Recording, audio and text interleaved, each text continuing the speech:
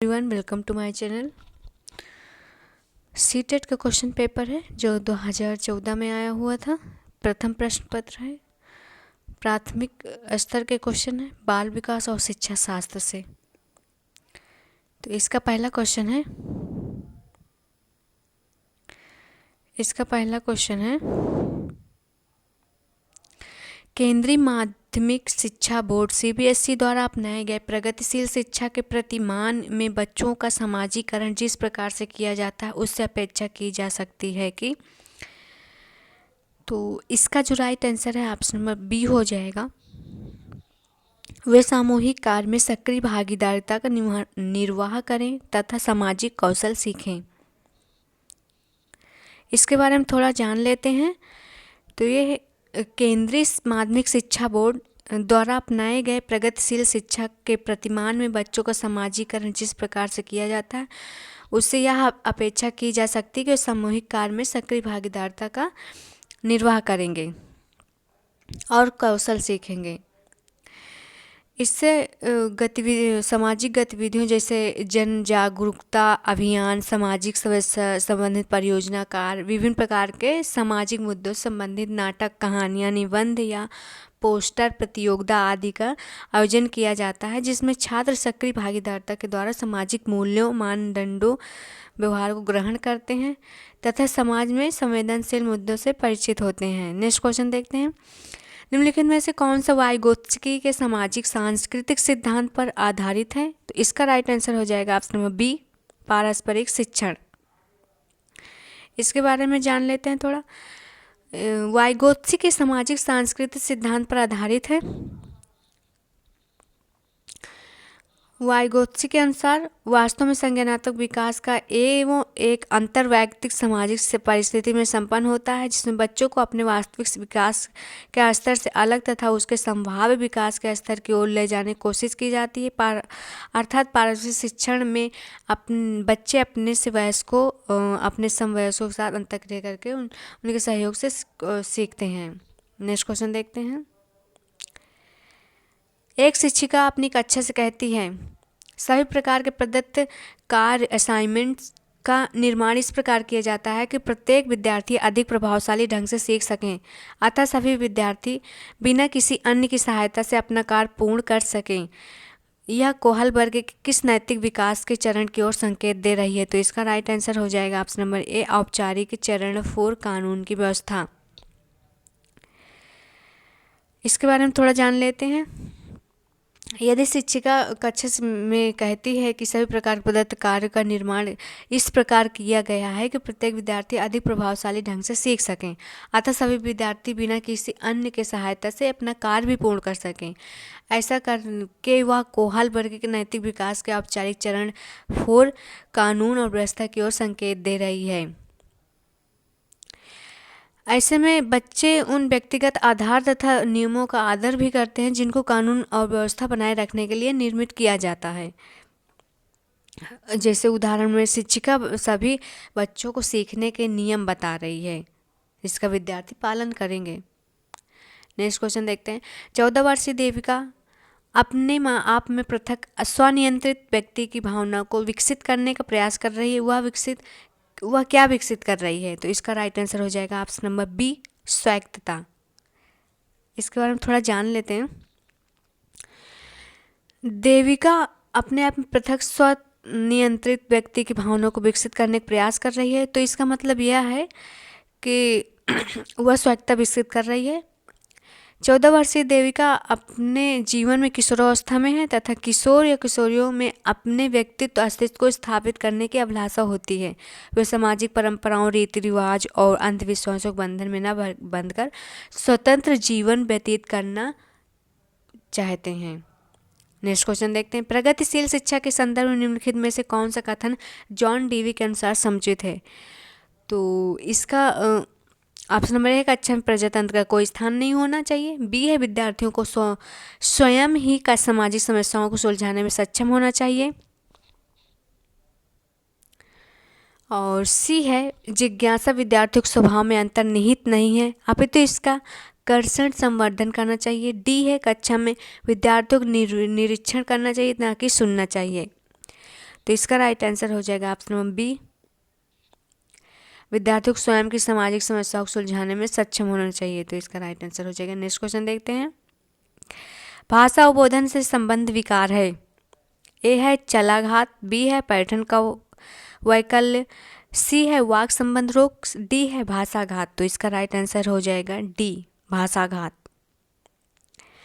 भाषा अवबोधन से संबंधित विकार है भाषाघात। भाषाघात की मस्तिष्क की विकृति है जिसमें व्यक्ति के बोलने, लिखने तथा लिखे हुए शब्दों को समझने या समझाने में कष्ट होता है या अस्पष्टता से वो नहीं कर पाता है। तो भाषाघात के मुख्य कारण मस्तिष्क का अम्बोसिस, इम्बोलिज्म, ट्यूमर, एब्सेस इत्यादि हैं, जो यदि मस्तिष्क के दाहिने गोलार्ध में है तो शरीर का दायां भाग, और यदि मस्तिष्क बाएं गोलार्ध में है तो शरीर का दाहिना भाग आक्रांत हो जाएगा, मतलब काम नहीं करता है सही से।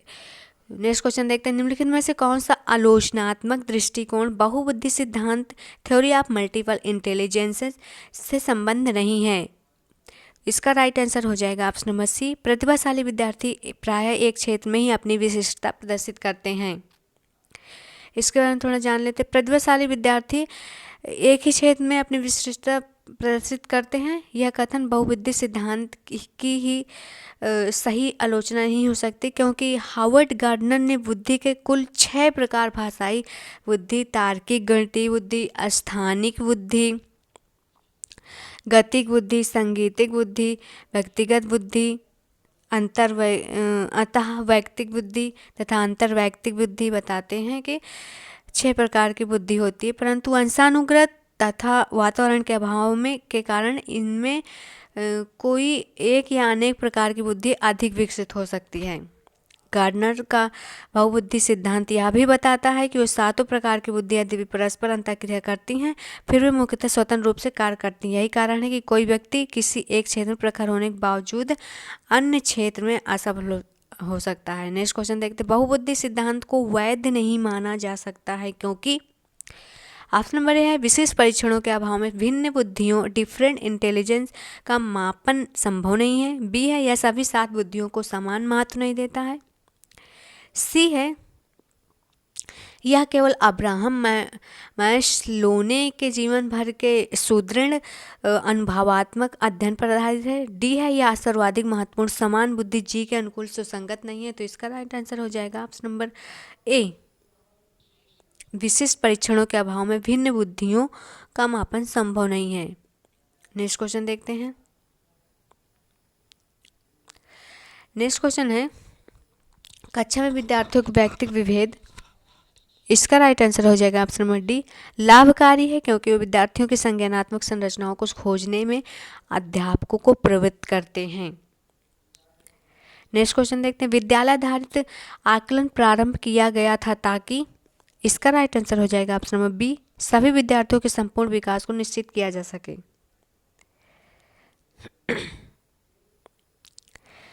नेक्स्ट क्वेश्चन देखते हैं। निम्नलिखित में से कौन सा एक अन्य विकल्पों से संबंध नहीं है? ए है प्रश्नोत्तर सत्रों को संगठित करना, बी है किसी विषय पर विद्यार्थियों की प्रतिक्रिया को लेना, सी है प्रश्नोत्तरी परिचालित करना, डी है स्व आकलन के कौशल को प्रतिमानित करना। तो इसका राइट आंसर हो जाएगा option number D. Next question देखते हैं। निम्नलिखित में से कौन सा प्रश्न अपने विशिष्ट क्षेत्र से ठीक तरह से मिला हुआ है? इसका राइट आंसर हो जाएगा ऑप्शन नंबर डी, निर्धारित कीजिए कि दिए गए मापकों विश्लेषण में से कौन सा मापक आपको उत्तम परिणामों को पाने में सर्वाधिक प्रवृत्त कर सकता है। नेक्स्ट क्वेश्चन देखते हैं। निम्नलिखित में से कौन सा सर्वाधिक प्रभावकारी विधि हो सकती है जो आपकी इस अपेक्षा को पूरी कर सके कि वंचित विद्यार्थी अपनी भागीदारिता द्वारा सफल हो सकें? इसका राइट आंसर हो जाएगा ऑप्शन नंबर ए, आप उनकी सफलता हेतु उनकी क्षमता में विश्वास को अभिव्यक्त करें। इसके बारे में थोड़ा जान लेते हैं। वंचित विद्यार्थी अपनी भागीदारिता द्वारा तभी सफल हो सकते हैं जब हम उनकी सफलता हेतु उनकी क्षमता में विश्वास अभिव्यक्त करें। इसी को साकार करते हुए शिक्षक समावेशन किया गया है ताकि विशिष्ट क्षमता व योग्यता रखने वाले बच्चों को भी शिक्षा की मुख्य धारा में लाया जा सके। निम्नलिखित शिक्षा वंचित बालक, विशिष्ट बालक तथा विभिन्न वर्ग से आए हुए बालकों को समान विद्यालय में समान बालकों के साथ शिक्षा का प्रावधान करता है। नेक्स्ट क्वेश्चन देखते हैं, निम्नलिखित में से कौन से विकासात्मक विकार का उदाहरण नहीं है? इसका ऑप्शन नंबर ए है आत्मविमोह, बी है प्रमस्तिष्क घात, सी है पर अभिघातज तनाव, डी है न्यून अवधान सक्रिय विकार। इसका राइट आंसर हो जाएगा option number C. Next question देखते हैं, बहुशिक्षण शास्त्रीय तकनीकी वर्गीकृत अधिगम सामग्री बहु आकलन तकनीकें तथा परिवर्तनीय जटिलता एवं सामग्री का स्वरूप निम्नलिखित में से किससे संबंध है? इसका राइट आंसर हो जाएगा ऑप्शन नंबर सी, विभेदित अनुदेशन से। नेक्स्ट क्वेश्चन देखते हैं, निम्नलिखित में से प्रतिभाशाली अधिगमकर्ताओं के लिए क्या समुचित है? इसका राइट आंसर हो जाएगा ऑप्शन नंबर सी, अपनी उच्च स्तरीय संवेदनात्मक के कारण वे भी निम्न श्रेणी पर आ सकते हैं। नेक्स्ट क्वेश्चन देखते हैं, विद्यालयों में समावेशन मुख्यतः केंद्रित होता है। इसका राइट आंसर हो जाएगा ऑप्शन नंबर ए, विशिष्ट श्रेणी वाले बच्चों के लिए सूक्ष्म प्रावधानों के निर्माण पर। इसके बारे में थोड़ा जान लें, विद्यालयों में समावेशन का मुख्य धारा विशिष्ट श्रेणी वाले बच्चों के लिए सूक्ष्म प्रावधानों का निर्माण पर होता है, क्योंकि विशिष्ट श्रेणी वाले बच्चों की आवश्यकताएं समान बच्चों से भिन्न होती है। यही कारण है कि विशिष्ट आवश्यकता वाले बालक भी कहा जाता है। ये बच्चे अपनी सहायता स्वयं नहीं कर पाते, अतः इनकी सहायता के लिए इनको सक्षम बनाने के लिए विद्यालय में विशेष प्रावधान किए जाते हैं तथा विद्यालय, परिवार और समाज में समायोजन के लिए विशेष प्रकार की शिक्षा दी जाती है, जिससे वो अपनी दैनिक आवश्यकताओं की पूर्ति करने में सक्षम हो सकें। नेक्स्ट क्वेश्चन देखते हैं, बच्चों में सीखी गई निसहायता का कारण है।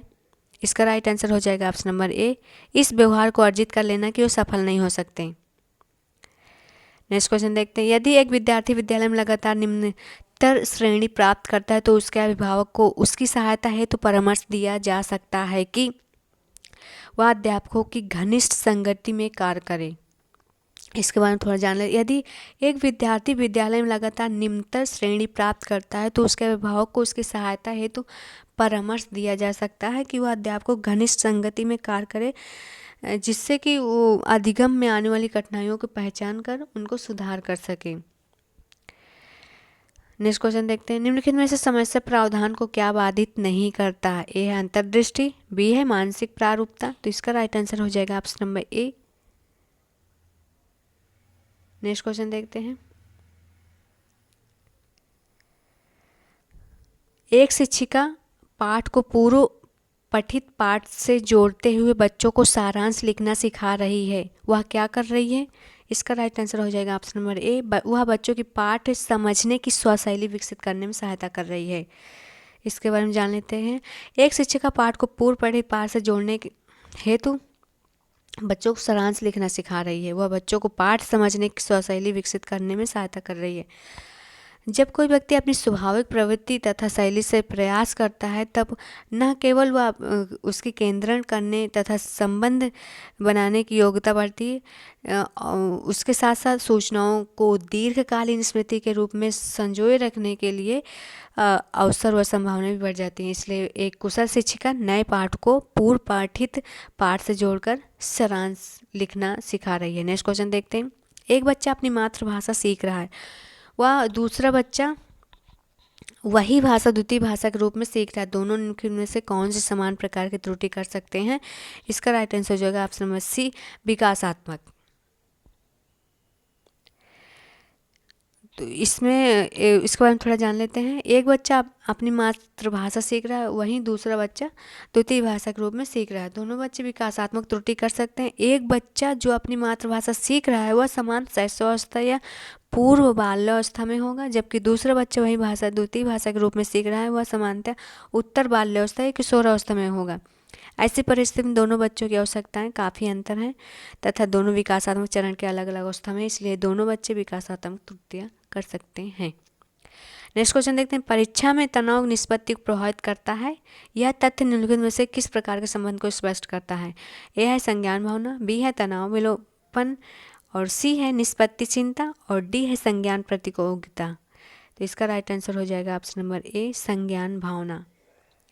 नेक्स्ट क्वेश्चन देखते हैं, एक अध्यापक उस बच्चे के साथ परामर्श करते हैं जिसकी निस्बत्यात्मक प्रगति एक दुर्घटना के पश्चात अनुकूल नहीं है। निम्नलिखित में से कौन सी प्रक्रिया विद्यालय में परामर्श के लिए सबसे बेहतर हो सकती है? इसका राइट आंसर हो जाएगा ऑप्शन नंबर बी। यह अपने विचारों द्वारा खोज करने हेतु लोगों में आत्मविश्वास का निर्माण करती है। नेक्स्ट क्वेश्चन देखते हैं। एक विद्यार्थी उच्च स्तरीय सृजनशील रंगमंची कलाकार बनना चाहता है, उसके लिए निम्नलिखित में से कौन सा उपाय सबसे कम प्रेरक होगा? इसका राइट आंसर हो जाएगा ऑप्शन नंबर ए, राज्य स्तरीय प्रतियोगिताओं को जीतने का प्रयास करना ताकि छात्रवृत्ति पाई जा सके। नेक्स्ट क्वेश्चन देखते हैं। इनमें से कौन सा सिद्धांतकार यह मत स्पष्ट करता है कि बच्चे सभी वृद्धि और विकास हेतु कठोर अध्ययन करते हैं? इसका राइट आंसर हो जाएगा ऑप्शन नंबर बी, मैस्लो ने। नेक्स्ट क्वेश्चन देखते हैं। निम्नलिखित में से कौन सा तत्व कक्षा में अधिगम हेतु सहायक हो सकता है? इसका राइट आंसर है ऑप्शन नंबर बी, अध्यापकों द्वारा बच्चों की स्वायत्तता को बढ़ावा और सहायता देना। नेक्स्ट क्वेश्चन देखते हैं। परिपक्व विद्यार्थी हैं, इसका राइट आंसर हो जाएगा ऑप्शन नंबर सी, वह अपने अध्ययन में कभी कभी भावनाओं की सहायता चाहते हैं। नेक्स्ट क्वेश्चन देखते हैं। पूर्व विद्यालय में पहली बार आया बच्चा मुक्त रूप से चिल्लाता है, 2 वर्ष पश्चात वही बच्चा जब प्रारंभिक विद्यालय में पहली बार जाता है तो अपना तनाव चिल्लाकर व्यक्त नहीं करता, अपितु उसके कंधे और गर्दन की पेशियां तन जाती हैं, जिससे इस व्यवहारिक परिवर्तन का क्या सैद्धांतिक आधार हो सकता है? ए है विकास क्रमिक प्रकार से होता है, बी है विकास निरंतरी होता है, और सी है अलग अलग लोगों में विकास की भिन्न रूप से होता है, डी है विभेद व एकीकरण विकास के लक्षण है। तो इसका राइट आंसर हो जाएगा option number D. Next question देखते हैं। निम्नलिखित में से कौन सा कथन सत्य है? इसका राइट आंसर हो जाएगा ऑप्शन नंबर, आनुवांशिक बनावट व्यक्ति की परिवेश की गुणवत्ता के प्रति प्रत्युत्तरात्मक को प्रभावित करती है। इसके बारे में थोड़ा जान लेते हैं। आनुवांशिक बनावट व्यक्ति की परिवेश की गुणवत्ता के प्रति प्रत्युत्तरात्मकता को प्रभावित करती है, अर्थात व्यक्ति का विकास आनुवांशिकता और वातावरण दोनों की अंतःक्रिया का परिणाम होता है, जिसमें दोनों की महत्वपूर्ण भूमिका होती है। परिवेश और वातावरण की गुणवत्ता बढ़ा देने मात्र से व्यक्ति की सामाजिक विकास नहीं हो सकता, इसलिए आनुवांशिक गुणों का होना भी जरूरी है।